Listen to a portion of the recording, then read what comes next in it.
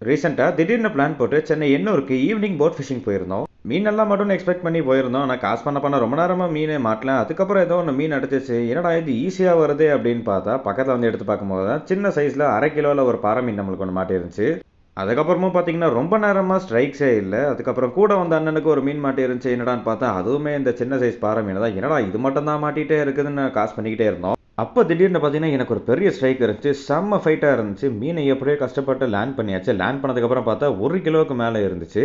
அதான் லேக்கா டப்பால போட்டு, அப்புறம் பார்த்தா திரும்ப திரும்ப ஸ்ட்ரைக் ஆயிட்டே இருந்துச்சு. எனக்கு கூட வந்தவங்களுக்கு எல்லாருக்குமே மாட்ட ஆரம்பிச்சுச்சு. கன்டினியூஸா பேக் டு பேக் ஸ்ட்ரைக் இருந்துச்சு. எல்லாமே பார்த்தீங்கன்னா 1 கிலோ மேல தான் இருந்துச்சு. ஃபிஷிங் ஸ்டார்ட் பண்ணி ஒரு 1 மணி நேரம், 1 1/2 மணி நேரம் கழிச்சு தான் எங்களுக்கு பேக் டு பேக் ஸ்ட்ரைக் ஆகவே ஸ்டார்ட் ஆச்சு. கடைசி ஹாஃப் அன் ஹவர்ல மட்டுமே கிட்டத்தட்ட 9 மீன் லேண்ட் பண்ணியிருந்தோம். எல்லாமே 1 கிலோ மேல தான் இருந்துச்சு. அந்த எல்லா மீனையும் உங்களுக்கு நான் காமிச்சிருக்கேன் பாருங்க. அந்த எல்லா மீனையும் வெயிட் போடலாம் அப்படின்னு பார்த்தா கிட்டத்தட்ட 13 கிலோ மேல இருந்துச்சு. ஃபுல் வீடியோ நம்ம சேனல்ல கூடிய சீக்கிரம்